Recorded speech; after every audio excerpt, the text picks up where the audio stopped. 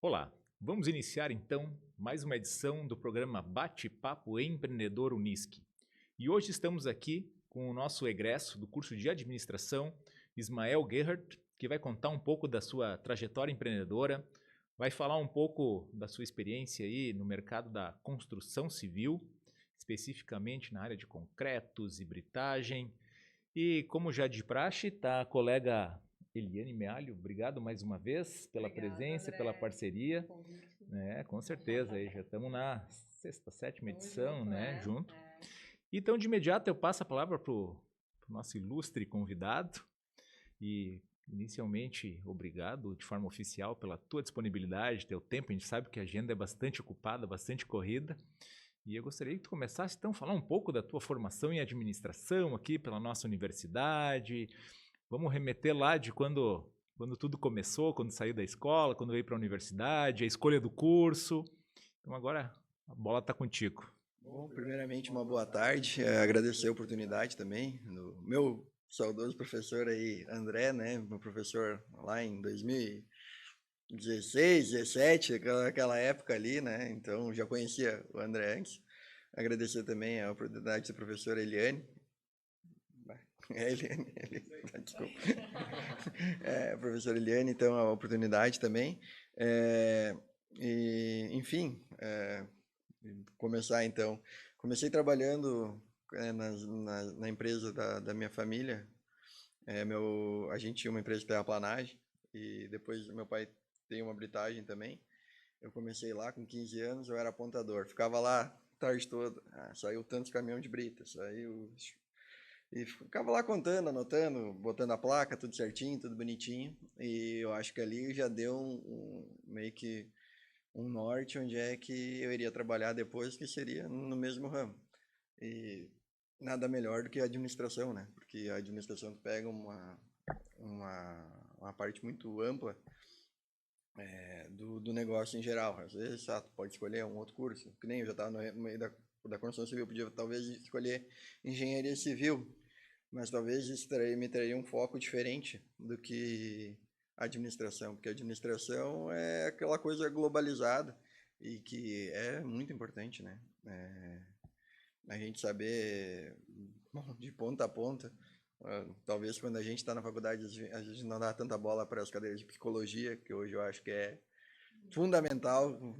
Os alunos gestão de pessoas. Pessoal, eu acho que esse é o maior desafio de todos. E, enfim, comecei trabalhando ali e então, fiz meus 18 anos, já fui para o ensino médio, saí do ensino médio, logo fiz vestibular, passei aqui na Unisc, e comecei o curso. Eu tinha um grande amigo meu, tem um grande amigo meu que fez o curso inteiro comigo, né, que era o Felipe, o Pique, né? Então a gente vinha junto todos os dias, praticamente todas as cadeiras a gente fez junto, foi uma época muito boa. E, enfim, comecei trabalhando daí na época eu saí de apontador, né? Já era maior de idade, já tinha, né, mais obrigações. Eu comecei cuidando, trabalhando em geral, nessa época mais com meu pai e com meu avô, numa empresa que a gente tinha de locações de máquinas. A gente acabou tendo problemas financeiros na época, a gente teve que, então, encerrar essa empresa.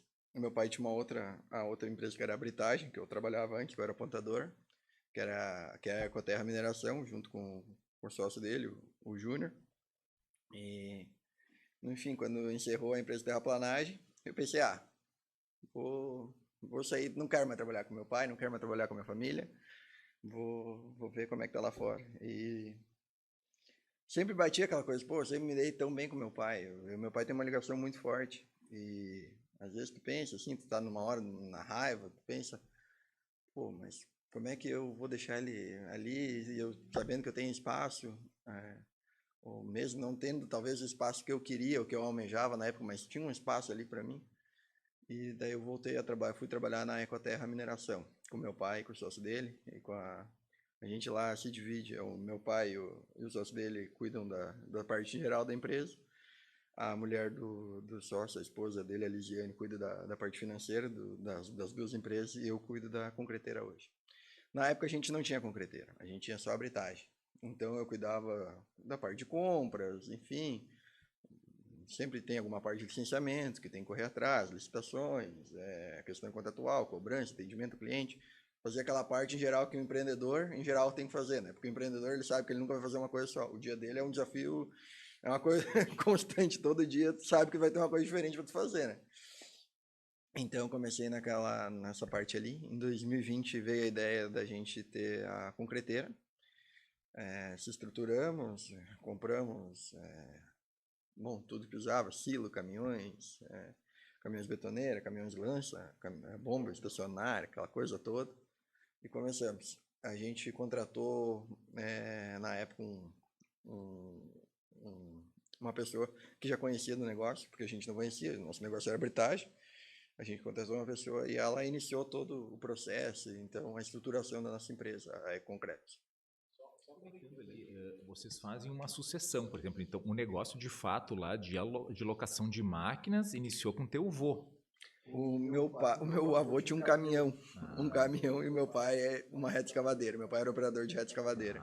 Entendi. Então meu pai posteriormente, enfim, foi expandindo, foi comprando mais máquinas, mas no fim oportunidades nesse segmento. Mas quando a gente encerrou, o vô daí ficou.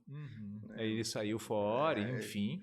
E aí você começou o processo sucessório ali com seu pai, enfim, isso, né? E eu achei bem interessante, né, professora, o que ele traz, né? A gente fazer a sucessão e trabalhar numa empresa familiar, né? A gente acha que é mil maravilhas, né? Mas a gente sabe que também é muito desafiador, né? A empresa familiar, eu acho bem desafiador, assim, até pela minha experiência, assim, pessoal, porque não é só negócios, tem o emocional. O Ismael trouxe ali, e eu vejo muito isso, é característico de empresa familiar, né? Como que eu vou deixar não, tu não está deixando qualquer pessoa, tu está deixando o teu pai ou tu está deixando a tua mãe. Então tem um emocional muito, muito grande na empresa familiar, né? E Ismael, tu comentaste ali antes, a gente estava conversando, né, nos bastidores, do negócio de vocês ali da locação de máquinas no início que fechou, né? Eu acho muito importante a gente trazer isso, porque o empreendedorismo não é um mar de rosas, né? Não. Tem as dificuldades, daí tu trouxe essa questão, a gente teve dificuldades financeiras, daí a gente encerrou. Como é que foi a gestão desse momento? Como é que foi essa decisão? Porque não é uma decisão fácil, né? Eu sempre falo, o negócio para o empresário, ele é um filho. Ele é um filho, tu te dedica, tu faz mil coisas, que nem o Ismael trouxe. O empreendedor ocupa vários papéis, né? É como é o pai e a mãe daquele negócio, né? Tu vai dar comida, tu vai dar banho, né? Tu olha tudo dentro do negócio. O empreendedor tem isso. E como é que foi esse momento? Às vezes a gente tem quase que nem um luto, né? Daquela parte ali, enfim. Ainda mais aquilo, o meu avô e meu pai já trabalhavam com aquilo. A empresa tinha mais de 20 anos. Só que chega um momento que tu olha assim, eu tô pegando dinheiro de um lado, colocando no outro, só que para quê? Daqui a pouco eu não consigo mais estruturar esse lado e esse aqui também não vai estar estruturado ainda. E naquele momento a gente tinha chance ainda de poder vender, pagar as coisas, pagar as contas. Talvez a gente não conseguiu pagar, mas a gente negociou, foi pagando depois aos poucos, hoje tudo quitado, tudo pago, mas foi bastante desafiador, assim. Todo mundo quer sempre que tudo dê certo, né? E eu tava na metade do curso, daí eu já pensava, putz, que desafio que a gente tem agora, né? Eu olhava de algum jeito, tentava recuperar, mas, é difícil. Quem sabe vamos dar 4 passos para trás e começar de novo. E foi isso que a gente fez, sabe? E graças a Deus as outras empresas se estruturaram bem e a gente conseguiu passar esse desafio. Foi um aprendizado dolorido, mas válido. E eu acho bom trazer isso para os outros empreendedores que estão nos assistindo, né? A a gente sabe das dores, né? Existe uma dor do empreendedorismo, mas é que também é característico do perfil do empreendedor, né? O empreendedor, ele gosta de desafio, né? Por isso que eu falo, não é qualquer pessoa que pode ser empreendedor, é quem gosta de desafio, é quem quer avançar, quem quer inovar, né? Então, existe um perfil do empreendedor. E ontem, eu conversando com outro empresário, ele usou uma frase que eu gostei muito, que foi assim, às vezes olhar para trás dói, né? Mas daí ele disse, mas tem um provérbio chinês que diz o seguinte, uma pedra que tu trupica, na próxima vez, tu usa de degrau, né? Porque às vezes a gente trupica numa pedra, na próxima vez não, na próxima, ao invés de tu trupicar nela, tu vai usar como um degrau, né? Para não fazer as mesmas ações, né? Exato. E aí, ali vocês encerram as atividades no que tange a alocação de máquinas, mas vocês já tinham em paralelo a britagem. Já tínhamos em paralelo a britagem, sim. Isso. Já tinha em paralelo a britagem. E a britagem já estava... Ela já estava bem consolidada, Uhum.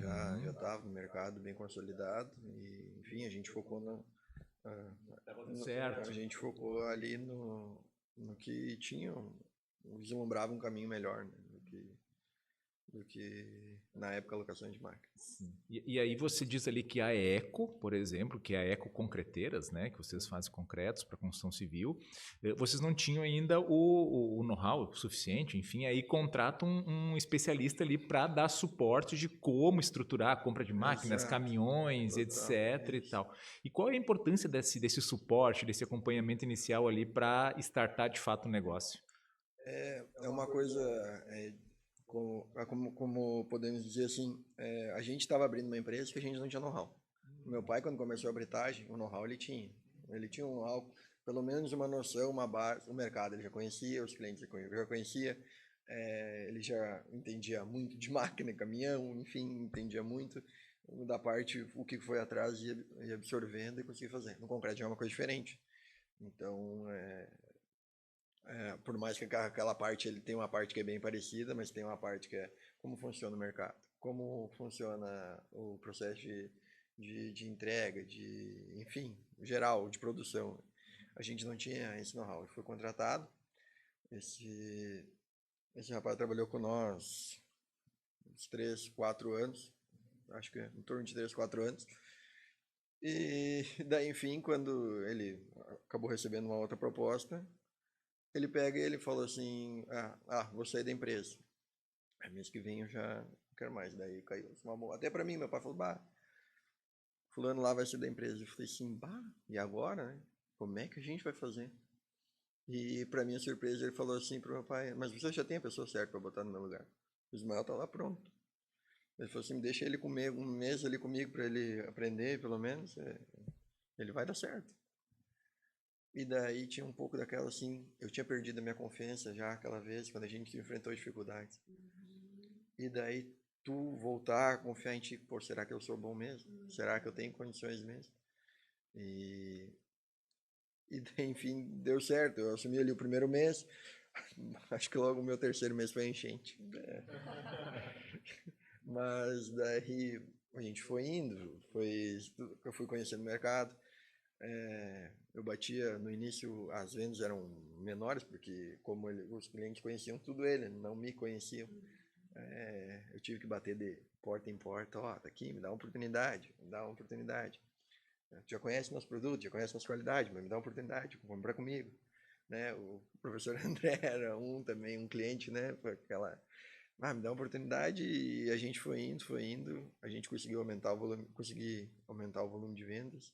A rentabilidade a gente conseguiu subir em 50%, porque talvez algum foco que ele botava o foco dele num tipo de serviço, eu botava talvez num foco num outro tipo de acontecimento que havia acontecendo na empresa. Então, isso muda também o olhar de como é a gestão de cada um. Então, ainda bem que deu certo. Hoje ele, por exemplo, não tinha auxiliar nenhum. Se ele ficava doente, a empresa parava. Eu acho que a empresa não pode depender nunca de ninguém. Isso é básico. Ninguém é substituível. Todo mundo tem que... Isso acho que tem que ser claro dentro da empresa. Todo mundo tem que ter essa noção. Eu não posso, o time não pode jogar só porque eu não estou jogando. Também se sobrecarrega também, Não é né? nem Se questão de fica todo sobrecarregar, mundo- mas uma empresa não pode ser assim. Isso não existe. Não, Se tu quer a continuidade se da tu quer a empresa, né? continuidade do negócio, tu tem que ser substituído. Tu Uhum. tem que, a tua função, o teu colega tem que saber, nem que seja 20%, mas ele tem que saber, pelo menos rodar um dia, 2 dias sem tu estar ali. E foi assim que eu mudei também a gestão da empresa para ela funcionar de uma forma que ela não seja totalmente dependente de uma pessoa só. E como é que tu fez essa questão da gestão? Vocês fizeram procedimentos, fizeram... ah, como é que tu fez isso? Olha, no primeiro mês fiquei quase louco. Não entendi. Não entendia muito e tentava organizar de uma forma ou outra. E daí tu vai conhecendo também como as coisas funcionam. Oh, imprevisto numa obra ali, imprevisto numa obra aqui, daí daqui a pouco atrasa, aquela ali está adiantada. E fui indo e fui aprendendo, e daí até que eu cheguei e falei assim, ó, eu quero alguém para trabalhar comigo. Ah, mas eu quero alguém para trabalhar comigo, eu vou continuar se tiver alguém pra trabalhar comigo. E peguei uma pessoa para trabalhar comigo e aí a gente foi treinando, foi mudando o processo, fui ensinando, e fui vendo. Hoje eu posso estar aqui, né, nesse podcast sem estar preocupado com o que está acontecendo lá fora, porque eu sei que as coisas estão funcionando bem. E essa parte do criar processo é essencial. A empresa que tem processo, ela tem menos problemas, menos incomodações, menos retrabalho, enfim, em geral. O processo eu ainda estou longe do ideal, mas muito da faculdade, o que eu já aprendia lá, pô, é processo, uma venda é processo, então tudo é processo, sabe? E quando se torna uma coisa padrão, por que o copo foi enchido até a metade aqui, foi cheio até aqui? Né? Por que não foi cheio os dois? Por que não foi colocado na metade os dois? Isso é processo. E cada vez mais a gente tem que bater nessa tecla. Né? A padronização, ela reduz os erros, né? Às Porque vezes, daí tu te acostuma. não é porque a tua empresa é pequena que ela não vai ser padronizada. Né? Então, mesmo a tua empresa sendo pequena, ela pode ter um padrão, ela pode ter um processo, isso vai ser essencial para uma pessoa crescer de uma maneira, né, correta, de uma maneira controlada, que sabe o que está acontecendo.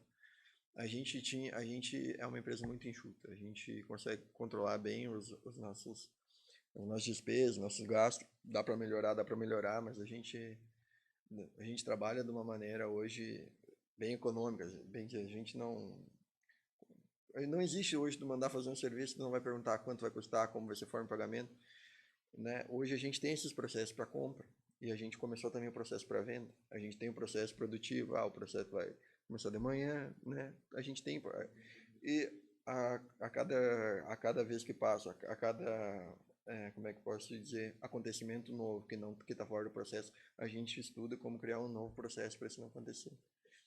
Ismael, uma queixa recorrente aqui, inclusive de vários empresários e que a gente já entrevistou aqui no Bate-Papo Empreendedor, enfim, é a questão da mão de obra, né? E a gente estava conversando há pouco, né, que a dificuldade que vocês têm hoje em contratar pessoas comprometidas e pessoas dispostas a trabalhar, né? E aí a gente acaba ocorrendo o quê? A gente contrata às vezes a pessoa sem muita experiência, ensina ela. Então, como é que está hoje o mercado para contratar mão de obra? É esse o gap de vocês também? Gostaria que tu falasse um pouco sobre isso. É total. Hoje, às vezes eu acho que como tu comentou ali, é melhor talvez pegar uma pessoa e moldar de uma maneira como a empresa considera que ele vai trabalhar da forma correta do que pegar uma pessoa. Pô, vim pronto lá, eu fazia assim, assado. Lá era lá. Aqui é aqui. Enfim, eu acho que a gente também não pode ficar, como eu falei antes, refém de uma pessoa só. Então, às vezes, se tu for moldando, eu acho que é uma maneira melhor. E eu acho que isso engloba não só a construção civil, mas como, enfim, multinacionais, enfim, vários segmentos. Eu tenho vários colegas que eram meus colegas lá no curso de administração, que começaram como estagiário no Fumageiros aqui, né, bem conhecidos, e hoje estão trabalhando lá, estão super bem lá, e começaram como estagiário. O ideal, eu sempre digo assim, se tu tem oportunidade lá, vai lá, eles vão te moldar da maneira, claro, se tu tiver a concentração, né, se tu aplicar o que eles estão pedindo, tu vai seguir bem, tu vai se dar bem, né? Porque tá no lugar, se tu vislumbra o curso de administração para esse lado mais corporativo, começa de baixo, mas começa, né? E lá tu vai indo. Pô, tenho alguns quantos colegas que foram para esse lado, então super bem. Tu sabe que essa questão aí da mão de obra ela é recorrente, né? E aí, quando a gente fala de pessoas dentro das empresas, nas organizações, a gente não pode deixar de falar sobre liderança, né? E ser líder hoje, ele requer aí uma capacidade, né? Uma capacidade de se comunicar bem, de fazer uma boa interlocução. Como é que é o Ismael como líder de equipe e teu pai também? Pode falar um pouco do teu pai, né?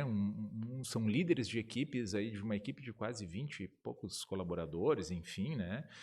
Porque a gente tem que manter o colaborador motivado, né? E ao mesmo tempo a gente tem que conseguir dar conta dos processos e atender bem os nossos clientes.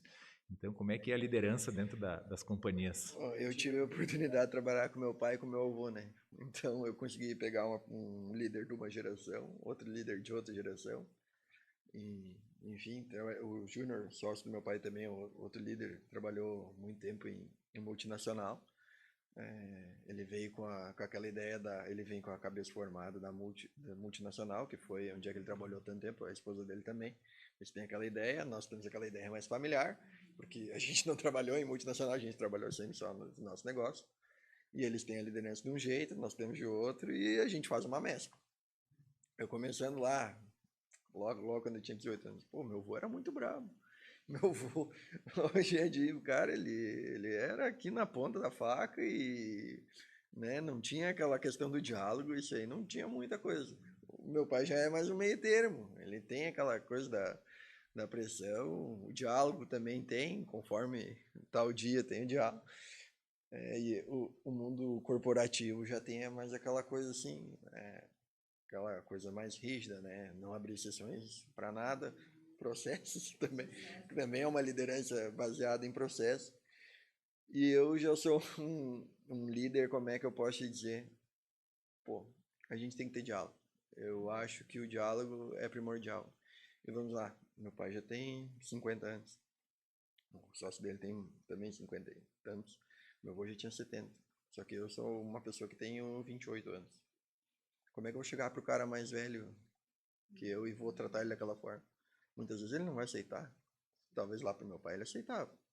Mas eu, Ismael, pô, agora o que esse guri, o que esse guri aí tá pensando? E se tu quer respeito, não tem nada melhor que tu dar respeito pra pessoa. Tu respeitou a pessoa, tu ganha o respeito dela, da outra ponta. E aquela liderança, assim, no diálogo, pô, a gente tá precisando, né? Eu cedo um pouco aqui, tu cede um pouco ali, é da conversa. Às vezes acho que eu tô errado, né? Mas às vezes eu consigo lidar de uma forma que de outra maneira não conseguiria. Só que também tem a questão, é um desafio. Tu ser novo e tu tá hoje eu tenho 21 ou 22 pessoas que são subordinadas diretamente a mim. Pô, a maioria, olha, uns 15, 16, são todos mais velhos que eu. Então, como é que às vezes tu vai chegar, tá, por mais que a idade quer dizer, não quer dizer, mas mostra respeito, a pessoa vai te respeitar da outra parte, e eu acho que é tudo que tu consegue resolver as coisas no diálogo. E daqui a pouco, se a pessoa não se adapta no processo, ela infelizmente vai ter que ficar fora do processo, ela vai ser desligada. Mas eu acho que a questão daquela liderança dos mais antigos, ela vem diminuindo. Hoje é o diálogo. O diálogo não funciona, tu vai ser descartado. Eu acho que no modo geral é assim. E hoje se usa muito a questão da inteligência emocional, né? Porque é algo que está muito em pauta, né? Então eu sei que tu é jogador de pádel, e muitas vezes a gente tá com aquela vontade de jogar, né? E a cabeça não tá ali, não tá conectada e a gente não acerta um ponto, É né? verdade. E aí falta às vezes a inteligência, né? Porque a inteligência emocional propriamente dita, porque a gente tá num momento tenso, né? E a gente sabe que às vezes atrasa um caminhão ou acaba embuchando as lanças lá Tá louco. e como tu Nem mesmo fala. diz, né? Cada dia é uma novela diferente, mas a gente acaba criando casca, né? E tendo inteligência emocional e transmitindo essa tranquilidade para o cliente e para os colaboradores que é assim que as coisas vão se resolver no tempo certo, enfim. E às vezes 5, 2 minutos depois está resolvido, às vezes leva 2, 3 horas e também é resolvido, enfim, e se consegue dar conta. Então, eu acho que essa é uma pauta também bem importante, né? E isso está muito em pauta hoje nos líderes, né, atuais. Tu tem que, a questão da inteligência emocional é perfeita, é aquela coisa assim, eu tenho que ir lá resolver aquela situação com o André, sabe? Às vezes a pessoa fica se procrastinando, eu não vou lá resolver, mas tu tem que ir lá resolver aquilo lá. Porque vai doer. E tu procrastina Talvez, porque né? vai doer, e isso a gente tem que estar preparado, é melhor a gente resolver isso aqui, agora, do que deixar lá para aquela reunião, daqui a 2 semanas eu vou pegar e vou falar aquela coisa. Daqui a 1 semana já aconteceu 10 coisas, aquilo ali vai ser até insignificante, talvez, de uma certa forma. E a inteligência emocional, às vezes, tu tá lá, sacando um 30-40, né? Pô, final de set, cansado ali, pensa, se eu errar agora eu tô ferrado. Às vezes a gente é assim para atender um cliente. Tô lá com a obra atrasada, enfim, eu tenho que pegar e eu tenho que ligar pro cliente. E no PAD eu iria ali, vou sacar, vou devolver mais uma bola. Ali eu vou ter que ligar pro cliente, avisar para ele, porque como é que eu vou deixar meu cliente sem informação? Né? Ou como é que, enfim, de qualquer outro problema que a gente tem. A gente, uma vez um parceiro nosso de negócio falou para mim assim, se tu tem um problema e tu pode resolver ele antes de dormir, resolve. Porque a hora que tu for dormir, tu vai jogar ele para debaixo do travesseiro e amanhã tu continua com o mesmo problema. Ali vem muita inteligência emocional que, bom, enfim, acabar com a procrastinação, que eu acho que é o que mais vai sugando a gente, tirando a nossa paz, a nossa calma, e vai travando a gente também, nos negócios em geral. Essa questão da liderança, né? Para ser líder tem que ter muita inteligência emocional. O que é, né, exatamente a inteligência emocional? É nós agirmos com as nossas emoções de maneira inteligente, né? E às vezes quando tem situações que às vezes a nossa emoção toma conta, às vezes a gente não domina muito elas. Então a inteligência emocional nos traz isso, né? A gente ter essa lidar com inteligência com a nossa emoção e tu trouxe a questão Às vezes a gente está ali, o funcionário está bravo, estressado com alguma coisa que ocorreu errado, fora do processo. E por mais que aquilo aconteceu errado, aquilo está te trazendo um problema para ti também. Daí tu já pensa, vou chegar lá, vou xingar e não sei o que. Cara, vai adiantar? Tu vai consertar aquilo ali xingando? Não vai. Talvez vai trazer um problema Tu vai maior, trazer uma né? problema quando ele pega e vai embora. E aí? Mas não, Resolveu o teu problema? Não resolveu. nem sempre a gente tem essa consciência, né? Às vezes, porque que nem eu falo para os alunos, professor, a gente também, empreendedor, a gente, né? A gente também tem emoções, mas às vezes a gente está num cargo de liderança, parece que a gente não tem emoção, né? A gente não tem vamos lá, no cargo de liderança a gente escuta muito. É. Todas as queixas, toda reclamação, eles vêm para nós e a gente tem que dar um jeito de resolver. Porque se tá fora do processo, tá fora do esquema, tem que dar um jeito de resolver aquilo. E às vezes é só tu que vai poder resolver esse problema. Como o professor André falou, a gente vai criando casca, né? Exato. Vai amadurecendo, vai sabendo como lidar com essas situações, né? Ismael, antes tu comentaste que vocês pegaram ali tu pegou a época das enchentes. Como é que foi esse momento das enchentes ali para o teu negócio? Ele trouxe alguma oportunidade ou trouxe mais desafios? Como é que foi? Então, primeiro, a gente tinha sempre só um fornecedor de cimento. Bom, sem cimento não tem concreto, né? Não é impossível fazer concreto sem cimento. A gente tinha um fornecedor. Logo quando eu assumi, eu falei, eu conversando com o Júnior, eu falei, a gente tem que ter 2, né? Porque como é que a gente vai ficar com um só?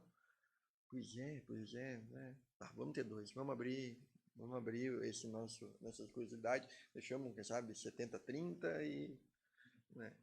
O que acontece na enchente? O nosso fornecedor, que era o único que a gente tinha antes, é a Lagata. A gente não tinha mais fornecedor. E se a gente não tivesse o contrato antes, feito com um contrato já tudo bonitinho, quanto a gente não ia pagar por esse nosso segundo fornecedor? Então, ali foi o primeiro aprendizado que eu tive, assim, nunca depende da mão de um só. Nunca, não pode. Nem que seja 10%, 20%, cara, vai lá, é complicado depender de uma pessoa só, porque quando tu depende de uma pessoa só, tu tá comendo na mão dela. A hora que ela tirar a mão, acabou. Isso aconteceu e não foi por culpa do meu fornecedor, foi uma culpa da enchente. Então, ali foi o primeiro desafio. Na época das enchentes ali, também a nossa empresa forneceu todo o material que religou as pontes entre Veracruz e Santa Cruz. A história que o município mobilizou em 6 horas, estava resolvido. A gente tinha um contrato com a prefeitura também, né? A prefeitura logo ligou, a gente não, voltamos à disposição. Vamos lá, se tivermos que trabalhar de segunda a segunda, vamos trabalhar, vamos fazer. E a gente conseguiu ali, né, ajudar também a ligar logo os 2 municípios que, vamos lá, Veracruz precisa, ligação para tudo, né, ali. Então, Veracruz precisa muito daquela ligação, não tem como deixar, não tinha como na época deixar ilhado, né. Tanta questão de saúde, enfim, mantimentos em geral. Mas a gente teve sim uma diminuição, mas não foi nenhuma coisa assim drástica. A gente teria, por exemplo, se o nosso fornecedor, estamos lagados, não tem como tirar cimento, tá ferrado. Uma outra alternativa a tempo, né? Nós já tínhamos a outra alternativa pronta, a gente só mudou, agora vem de lá, enquanto voltar à normalidade, a gente... Às vezes são algumas intuições que a gente não sabe de onde vem, né? Enfim, e o mercado da construção civil ficou bem aquecido logo depois da enchente. Por quê? Muita gente perdeu moradias. Muita gente, vamos lá, pós-pandemia também, pessoas quiseram morar em lugares melhores. Eles investiram na casa em si, às vezes trocando de moradia, procurando uma moradia melhor. Então o mercado da construção civil pós-pandemia vinha já numa crescente, e pós-enchente também, bastante. Então... O mercado da construção civil é impressionante, né? Eu lembro, qual é o livro? Acho que, não sei se Pai Rico, Pai Pobre, ou Segredo da Mente Milionária, mas eles falam de investir na construção civil, né? Investir em imóveis. E eu lembro que quando eu estava fazendo faculdade, construção civil, né? Estavam fazendo prédios, se manteve numa crescente. Teve a crise imobiliária, eu lembro que eu achei, vai diminuir a construção civil. Aqui no Brasil, não, se manteve aquecido. Aí agora a gente teve a pandemia, as pessoas ficaram mais em casa, a construção civil se manteve aquecido. Tivemos a enchente, construção civil também se manteve aquecido. É um mercado muito interessante, né? E principalmente na nossa região. Na nossa região, até a gente pode se dizer assim, a gente tem uma universidade excelente, que é a Unisc aqui em Santa Cruz do Sul. A gente forma muita mão de obra qualificada aqui. Então a gente atrai, hoje nós somos polo de fumageiras, já é desde a década de 80, 70. E a gente virou polo de empresas farmacêuticas também, de distribuidor de medicamento. A nossa região é cheia, porque a gente forma muito mão de obra qualificada. Eu estava falando com um conhecido meu que tinha uma empresa de distribuidora de medicamentos em São Gabriel, que estava... Aí ele falou assim, cara, a região de vocês lá é perfeito, porque tem mão de obra, todo mundo... Aqui não tem mão de obra. Então, geograficamente, Santa Cruz do Sul está muito bem também. A gente está... Porto Alegre, perto de Santa Maria. E a hora que a gente tiver a duplicação, então... Vai ficar um espetáculo, né? A gente está num polo que tá vindo muita gente para cá. Santa Cruz é um lugar ótimo de viver. Segurança, tranquilidade, cujo vida... É lindo, uma cidade mais bonita que Santa Cruz. Tu sabe que eu lembro a primeira vez que eu vim para Santa Cruz, eu morava em Guaíba, eu era criança, eu devia ter uns 8 anos, e a minha tia se formou pela Unisc em Economia. E eu lembro que eu vim aqui e eu olhei e falei, meu Deus, que cidade linda, eu quero morar aqui. E eu tenho essa marca, porque eu era criança, né, e eu morava lá na região de Porto Alegre, lá em Guaíba, e eu lembro que eu nunca mais esqueci de Santa Cruz. E daí depois, na minha adolescência, eu acabei... na época da universidade, acabei vindo morar pra cá, puxar né? um pouco assado pro meu município também, né? Veracruz aqui do lado. Veracruz é lindo Veracruz também. é quase um bairro de Santa Cruz. E se desenvolveu muito, né?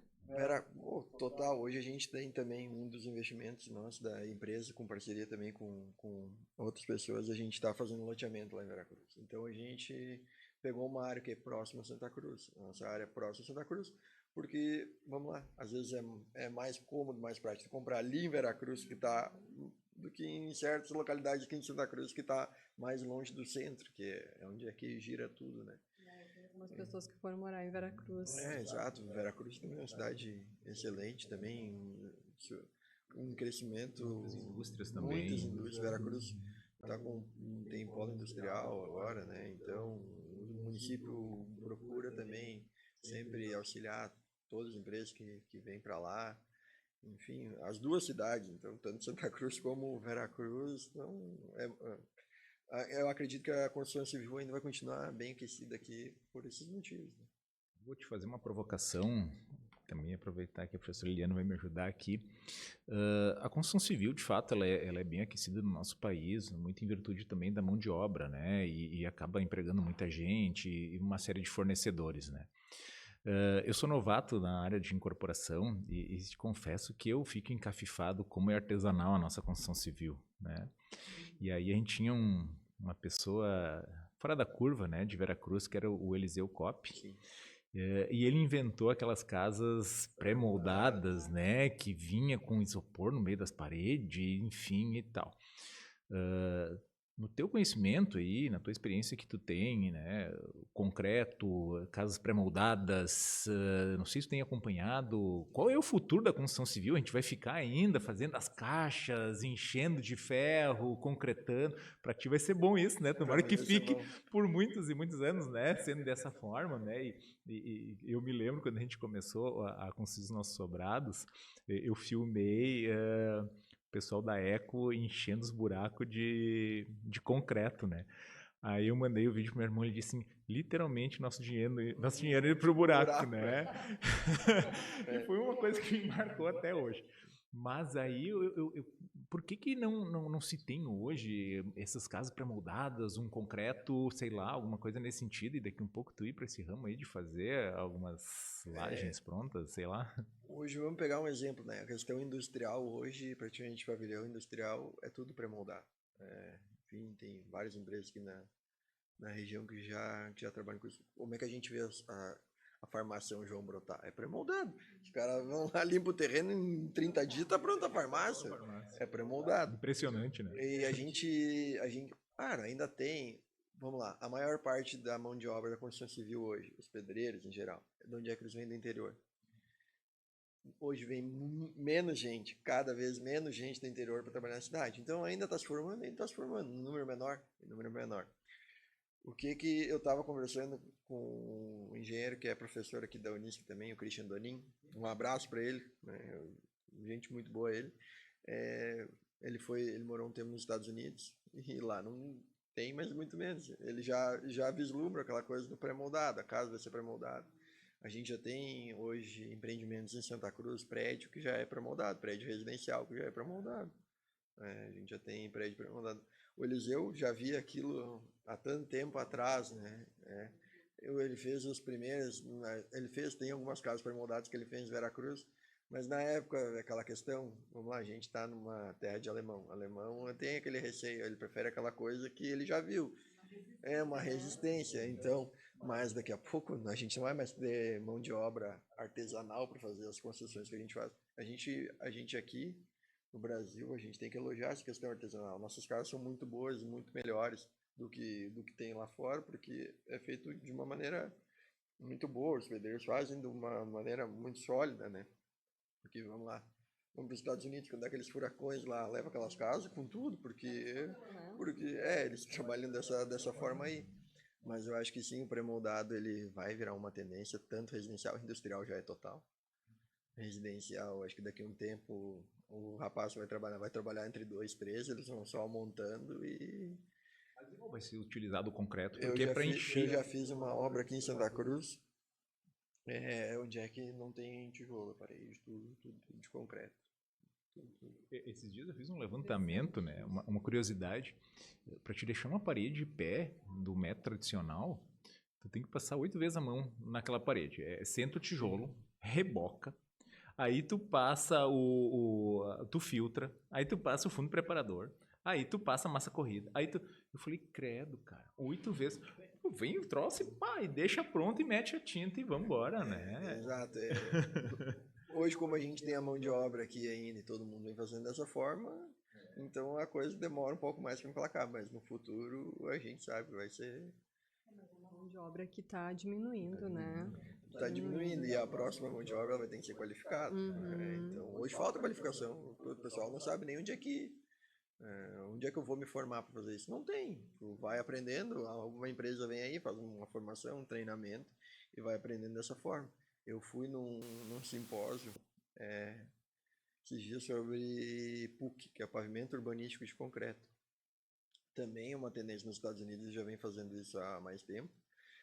Aqui no Brasil ainda o custo não compensa tanto, mas em alguns lugares, dependendo da região, já compensa. Né? Tudo varia de região para região. Vamos lá, hoje nasceu concreto. Ele tem uma absorção térmica menor, ele não vai ser tão quente que nem o asfalto, uma qualidade igual, superior, e tu consegue fazer de uma maneira mais simples, mais rápida, tu consegue fazer o PUC do que o asfalto tradicional, no caso, na questão urbanística ali. Então, também é uma tendência daqui para frente. Ele é mais tipo, se passar um caminhão, alguma coisa? Não, tudo da mesma forma. Ele é feito vai com a fibra de vidro, enfim, né, tem toda uma questão técnica lá com o pessoal da engenharia. Daí isso é com o pessoal da engenharia lá, né? Com nós. O negócio é executar depois. O meu negócio vamos aprovar e vamos fazer. Isso são grandes obras, né? Hoje aqui em Santa Cruz também já tem obra com PUC, já tem obra com pré-moldado. Enfim, Santa Cruz também é uma região onde é que a inovação sempre isso é perfil, né? Perfil, e eu comentava com meu marido, Veracruz também, acho que eles têm o perfil de administração muito parecido com o perfil de administração do município, muito parecido com o perfil aqui de Santa Cruz, né?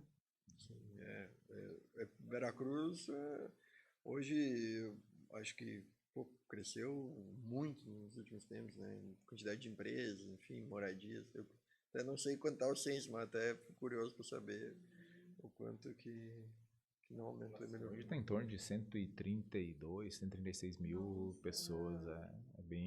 Cresceu muito. Muito.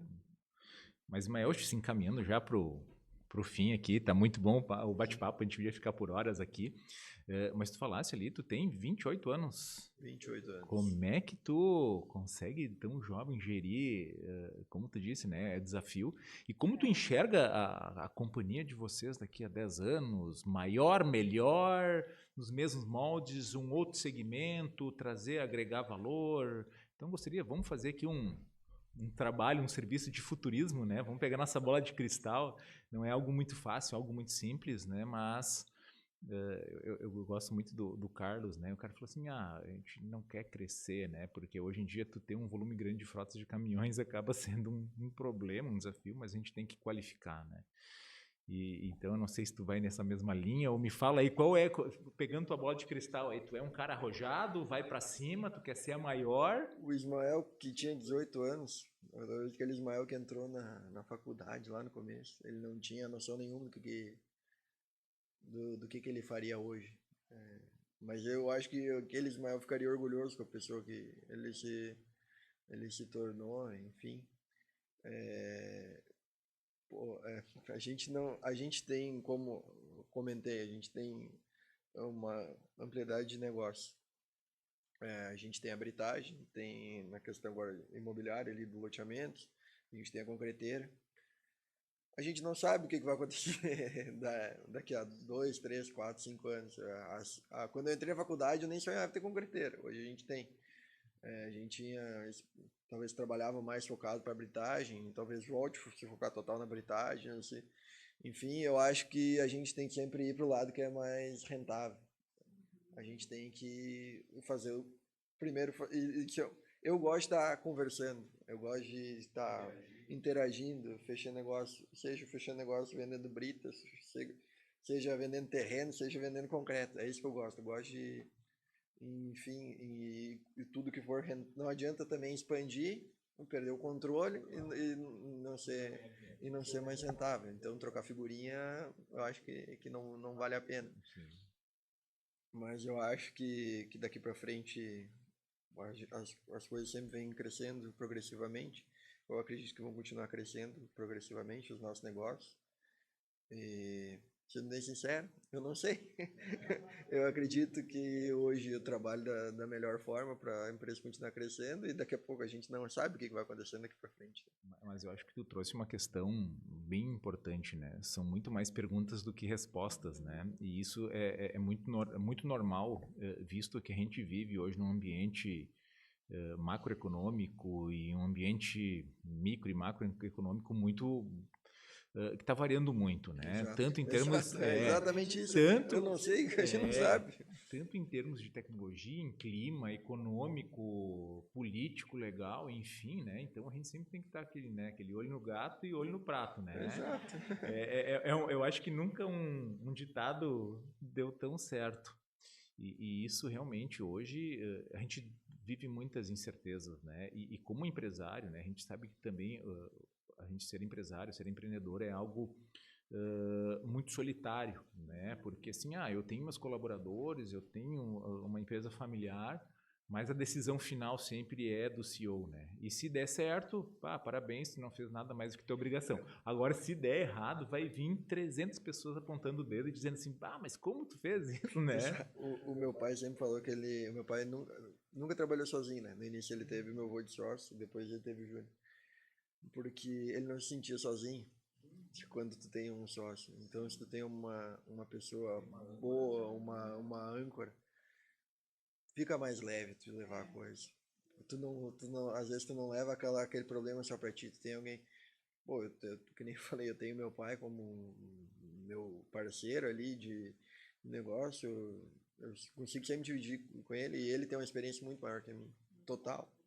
Né? E ele sempre tenta ajudar da melhor forma, ele sempre talvez já passou por isso, enfim, a gente já passou por tanta coisa, já passou por isso, né, e ali eu não me sinto sozinho, sabe? A escola que a Ecoterra me deu, tanto o Júnior é meu segundo pai, a Lisiane é minha segunda mãe e o meu pai tá ali, eles me dão uma escola total, um suporte total dos negócios, então eu não me sinto essa dor de se sentir sozinho, eu não me sinto. Assim. E, sabe, Ismael, tu trouxe uma visão muito clara, assim, muita clareza, muita sabedoria, do meu ponto de vista, quando tu fala assim, tem que ser rentável, né? Então, não adianta eu crescer muito e não ser rentável. E a gente vê aí empresas que é exatamente essa questão. Elas cresceram muito, mas os processos, a administração, né, o gerenciamento não cresceu junto com a empresa. A gente passou por isso. É? A gente passou por isso. Meu pai e meu avô começaram com um caminhão, outro com uma escavadeira. Quando eles tinham uma frota enorme, e não tinha controle, não tinha processo. Exatamente. A gente já passou por essa dor. Então e tu hoje aprendeu. A gente sabe a importância daquilo ali. Então a pedra que tu trupicou, hoje tu usa de degrau, né? O estado chinês. Hoje, enfim, aquilo ali... Enfim, nos trouxe na época uma dor, mas hoje a gente passou por aquilo ali, então a gente... E tem aquela coisa, tu falou da questão de ser rentável, né? Muita gente fala, tu tem que fazer o que tu ama. O que eu gosto de fazer? Precisa de dinheiro. O que eu gosto de fazer? Precisa de dinheiro. Eu não sei o que vocês gostam de fazer. Se não precisa, beleza, né? Hoje, a hora que eu tava vindo pra cá, eu tava escutando Pretinho Básico. E aí eles falando da questão de que dinheiro não traz felicidade. E aí eles falaram, mas é melhor tu ser triste em Miami do que... É melhor tu ser triste em Miami do que ser triste num outro lugar, né? Mas é que nem eu digo, também é parecido assim, dinheiro não compra felicidade, mas compra jet ski. Já viu alguém triste andando de jet ski? Não viu, então... Aquela coisa. Então... A gente sempre tem que olhar pro lado do bolso. Trabalhar por amor, pouquíssima gente. Também. necessário, né? É o sistema que a gente vive, né? O sistema que a gente vive A gente fala muito, necessita, né? muito na academia, na universidade, né, sobre a sustentabilidade, né? A sustentabilidade financeira, a sustentabilidade ambiental e o social, né? Então também a gente tem que produzir de forma que os nossos netos possam produzir, né? Sabendo que os recursos ambientais e naturais são finitos. A gente até pouco tempo pensava em ser infinitos. E o social, né, dá plenas condições de trabalho para os nossos colaboradores e para a sociedade como um todo. E agora eu prometo que é a última, tá? E aí agora eu vou bater em cima dessa tecla. Essa brita, ela não acaba da britadeira, ou ela é infinita e vocês já vão vendo outras possibilidades. Não, a gente tem uma área muito grande, uma área de exploração que talvez vai levar uns 80 anos para acabar a nossa exploração. Talvez a gente acabe, talvez no futuro. Mas a gente não, que nem falei, as coisas vão variando e a gente vai indo conforme, né, vai. Mas sim, um dia vai acabar. O que vai acontecer depois? Sei lá, daqui a 80 anos. Deixa eu ver assim, daqui a uns 80 anos eu acho que eu não vou estar mais vivo, então. Mas teus netos ou bisnetos vão estar. Aí o problema é deles. Aí a história é outra, né? Mas sim, a gente. Bom, a tecnologia vai acontecendo, vai mudando. Vamos ser bem sérios, isso aqui mesmo, o EAD da Unisc. Quando eu entrei na faculdade, não tinha. Não tinha. A gente tinha cadeiras EAD, mas era uma coisa totalmente diferente. Não tem nada a ver com isso aqui. Nada, nada, nada a ver. Pô, eu tinha colega que vinha de Cerro Branco. Daí ela falou uma vez o tempo que ela ficava dentro do ônibus, e às vezes para vir fazer uma prova e ir embora. Hoje tu tem a comodidade de fazer isso pro lugar do mundo que tu estiver. Tu vem ali, faz tua prova, tu vem ali, tu estuda tal. Às vezes realmente eu acho que a maneira é o híbrido que fala, um pouco presencial, é a melhor maneira possível, porque tu vai ter aquela relação. Na faculdade é o lugar onde é que tu vai desenvolver a tua liderança, a tua fala, o teu comportamento, o teu relacionamento em geral. Tu aprende muito, é aqui o lugar onde é que mais tu vai aprender. E vamos lá, talvez para a pessoa que é um pouco mais tímida, aqui é o lugar de tu tirar essa timidez. Aqui tu pode errar, aqui tu pode falar, enfim, aqui é o lugar. E esse modo híbrido hoje, eu acho que é excelente, é o ideal, porque às vezes se tornava até um pouco maçante. Pô, a gente sair 6 horas correndo, se ajeitava para estar na aula aqui às 7, todo dia, segunda a sexta. Eu sempre fiz, acho que eu fazia 4 cadeiras, não era 5, um dia eu deixava. A sexta-feira eu jogava fora, mas daí depois tinha que recuperar da sexta, tinha que vir na sexta igual, né? Não adianta. Então o modo híbrido hoje é excelente, sem dúvida nenhuma, assim, porque, vamos lá, a questão de coisas simples tu consegue fazer em casa, aprender em casa, e o problema, e a questão do coletivo tu consegue ter aqui depois do modo híbrido, fica uma maneira, uma balança boa. Sabe que nós, como professores, né, a gente era habituado a dar aquelas aulas expositivas dialogadas, né? Hoje a gente obrigatoriamente utiliza metodologias ativas, a gente grava a aula, a gente diz que a gente é quase uns influencer, né? Uns programadores, às vezes a gente tem que botar o material, criar as trilhas, enfim, de aprendizagem. E eu não tenho dúvida, né, que hoje o híbrido é um caminho sem volta. Só o MEC ainda ele tem dúvidas quanto ao modelo do híbrido, né? O que ele permite hoje é aumentar o volume de EAD dentro do presencial. Então ele continua como curso presencial, mas uma porcentagem, 20% até 30% pode ser EAD. E está sendo muito legal, né? E a gente tem também os cursos EADs aqui da nossa universidade, que ele tem atividades presenciais, são projetos integradores. Então está dando muito certo, né? A professora Eliana também é professora do presencial, do EAD aqui da Unisc. Então a gente também virou quase que multifacetas, né? A gente trabalha em várias áreas, vários conteúdos, várias formas, né? Isso que tu traz, acho que é muito legal. E o EAD, ele permite essa comunicação também, essa troca. Na verdade, é uma mudança de comportamento, né? As pessoas hoje elas estão se comunicando de uma forma diferente. Tu sabe melhor do que a gente, porque tu já pegou a tecnologia já faz parte, acho, desde que tu nasceu, né, ali, então, nós não, né, a gente já Foi um pouco analógico. pegou... Nós entrávamos na faculdade, já tinha que comprar um laptop, né? Antes de quando eu comecei, a gente ainda usava caderno, daí depois na metade foi o laptop. HP12C, depois vem o laptop. HP12C, depois o laptop. Então, é uma mudança de comportamento e a gente tem que se adaptar a isso, e eu vejo como uma facilidade, por exemplo, para as pessoas que não têm como se deslocar, né? Posso estudar, não preciso ficar atrás de ninguém, porque eu posso estudar de casa, né? Porque se deslocar também é um custo, né? É um custo e... Vamos lá, tem gente que não tem a comodidade de morar aqui perto. Exatamente. E, ou enfim, numa cidade que tenha faculdade, por mais que eu estava aqui em Veracruz, para universidade. mim, de casa até o Unisc aqui, acho que dava 10 minutos, 11 minutos, era do lado. Então, daí às vezes eu ficava pensando, meu Deus do céu, olha esse colega, essa colega, vem da Encruzilhada, Cachoeira. Uma vez tinha uma moça que fez uma cadeira comigo, era de Montenegro. Eu falei, mas Montenegro tem faculdade lá dela? Não, é que essa cadeira só vai ter aqui nesse semestre para me formar. Eu falei, meu Deus, eram os desafios que tinha na época, né? Que hoje tu consegue, facilitar bastante. Daí eu falei do laptop, no final da faculdade daí já era no celular. O celular começava a ficar mais moderno, tu conseguia pesquisar no Google ali, conseguia dar uma estudada, não precisava ter o laptop aí. Como professores, a gente também tem que se adaptar a isso. Às vezes os alunos estão assim, né, aqui, né, e daí eu chamo assim, prof, tô anotando. Que bom. Não vou falar nada. Mas, Mael, mais uma vez, obrigado pela tua disponibilidade. Reconhecer, obrigada. Eu que agradeço a oportunidade de estar aí falando. Enfim, eu agradeço pela lembrança, ter lembrado aí de mim. Foi bom estar aqui de volta, fazia tanto tempo que eu não entrava aqui dentro da universidade. Enfim, muito bacana aí o bate-papo com vocês. A gente viu ali que tu se emocionou em algumas vezes, né? E é isso que a gente gosta de ver, né?